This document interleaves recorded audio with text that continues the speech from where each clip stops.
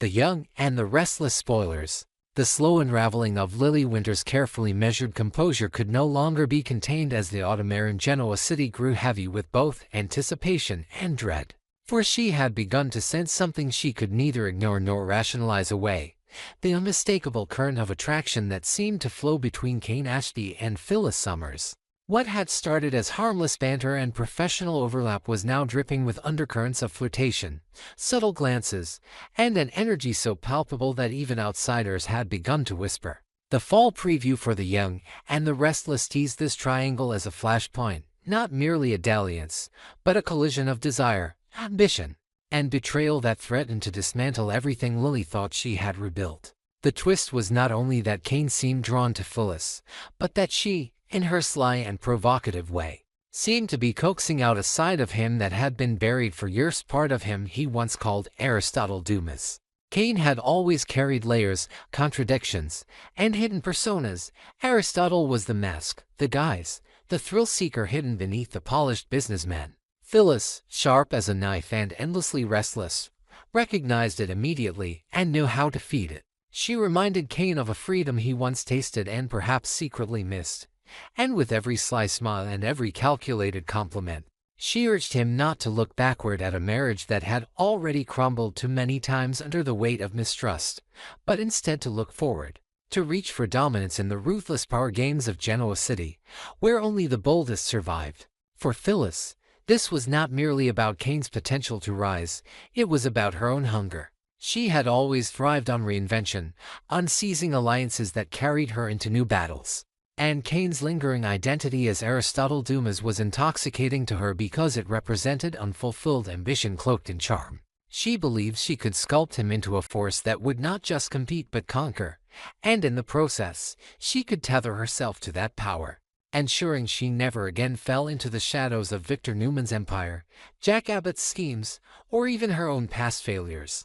But Phyllis was never one to separate ambition from desire, and as she looked across the table at Kane in their private corner at society, the candlelight catching the gleam in his eyes, she was aware that her motivations were not purely strategic. Her compliments were not merely tactical encouragement. They were drenched with longing, with a fascination that bordered on obsession, and with each passing moment, Kane seemed less capable of denying that he felt it too. Lily, who had fought so hard to reclaim her dignity after Kane's betrayals, was unprepared to see this storm rising. She had endured scandal after scandal, forgiven, rebuilt, and tried to move forward with grace. But now she faced the agonizing possibility that her husband was not just slipping away but being drawn into the orbit of one of the most dangerous women in Genoa City. The pain was sharper because Kane did not seem to resist. Phyllis had a way of making him laugh in a way Lily had not seen in years, of sparking that reckless charm that had once attracted her but had too often led him astray. The laughter between Kane and Phyllis, to an outsider, might have looked innocent, but to Lily it sounded like betrayal taking root in real time. It was not just friendship, it was the thrill of possibility, and that made it all the more dangerous. When Kane invited Phyllis to society for dinner, it was not meant to be a scandalous encounter, at least not outwardly.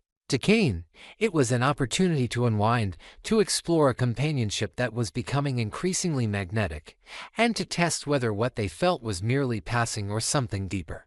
Yet fate, as it often does in Genoa City, conspired to make it more complicated, for that evening they ran into Tracy Abbott.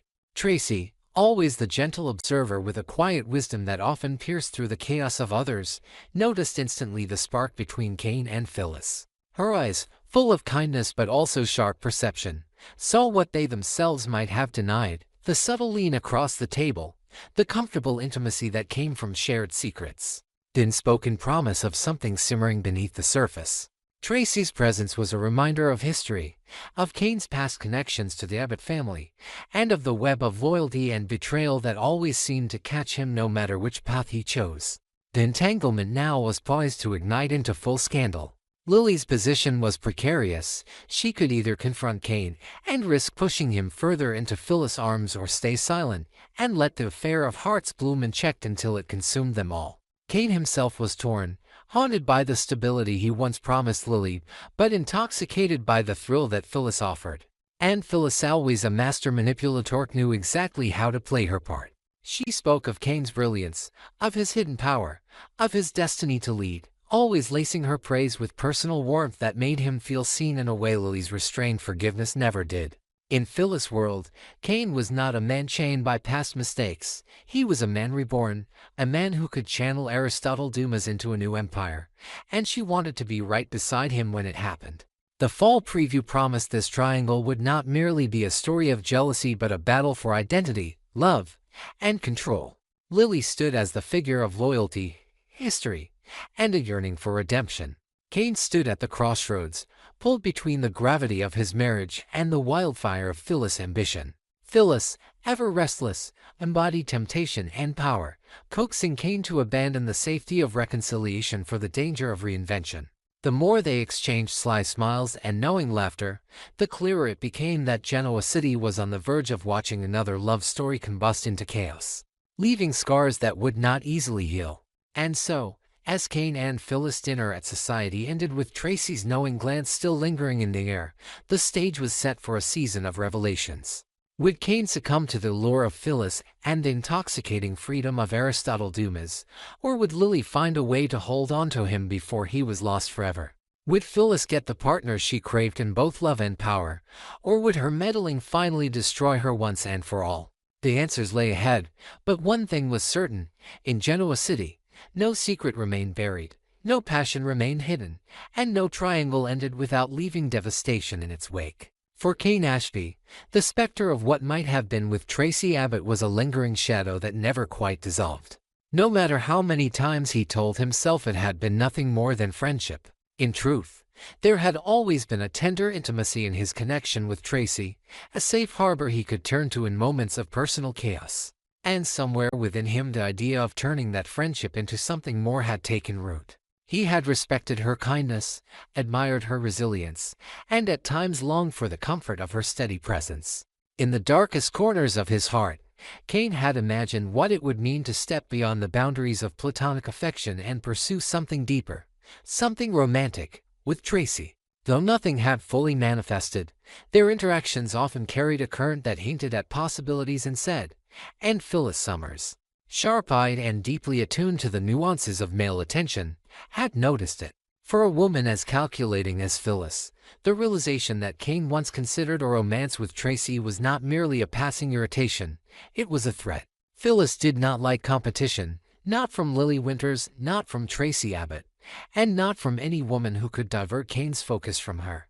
To her, Kane was more than a potential lover. He was a partner in ambition, a man whose dormant person Aristotle Dumas was a vessel for power and reinvention. Phyllis wanted to awaken that persona, to mold it, and to ride alongside him in a quest to dominate Genoa City's cutthroat social and corporate arenas. If Kane remained tethered by affection for Tracy, or even distracted by the memory of that nearly romance, it meant he was not fully hers, not wholly committed to the vision she had crafted for both of them. The thought that Kane might still hold admiration, even longing, for Tracy stoked a jealousy Phyllis could not easily suppress. She masked it beneath casual remarks, playful jabs, and a laugh that suggested indifference, but deep within she saw that the possibility that Tracy, gentle, empathetic, unassuming Tracy might stand in her way. Phyllis' strategy became clearer as weeks progressed. She needed Kane to see her not only as a confidant and ally but as the only woman worthy of his devotion. If she could eclipse Lily's claim on his heart and blot out the quiet comfort of Tracy, she would emerge as the undeniable center of his world. Phyllis had always thrived on control, and this was no different. She envisioned herself and Kane as the new power couple of Genoa City, one that could challenge the Newmans and the Abbotts alike.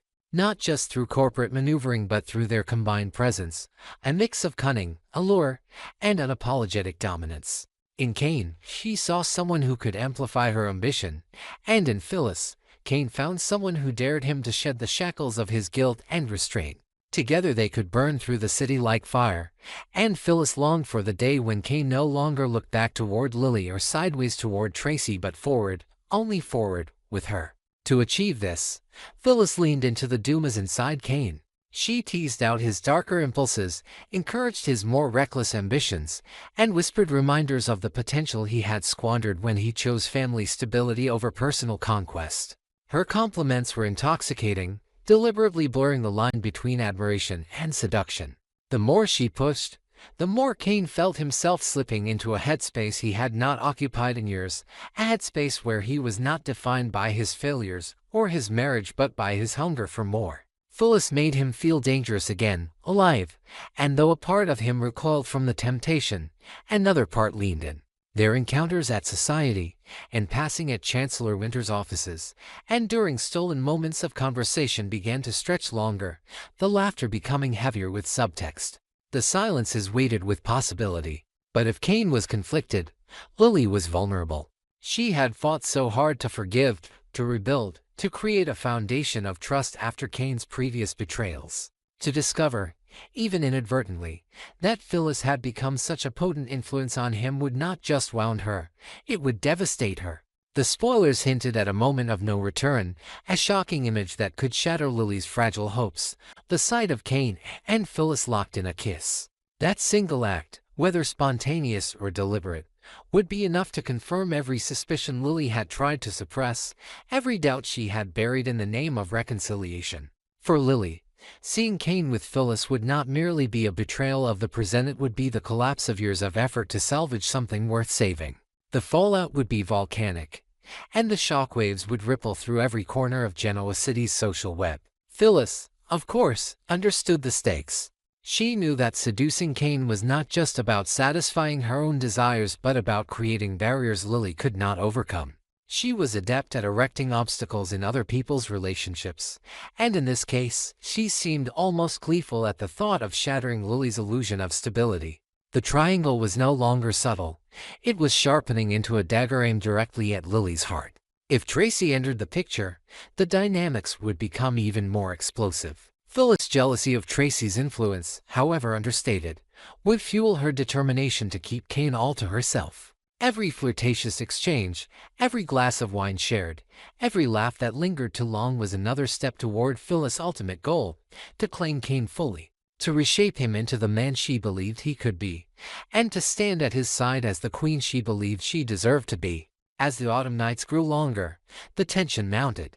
Lily's watchful eyes were bound to catch something, perhaps a touch that lingered, a look that conveyed more than friendship, or, in the most devastating scenario, a kiss that stripped away all pretense.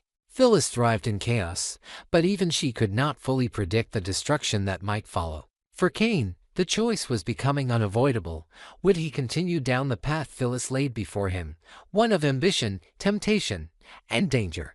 Or would he cling to the remnants of the life he once shared with Lily, a life built on fragile trust? Tracy remained the silent complication, her presence a reminder of the gentler love Kane once considered and a mirror to the man he might still hope to be. The story unfolding was not just about romance but about power, identity, and the cost of ambition.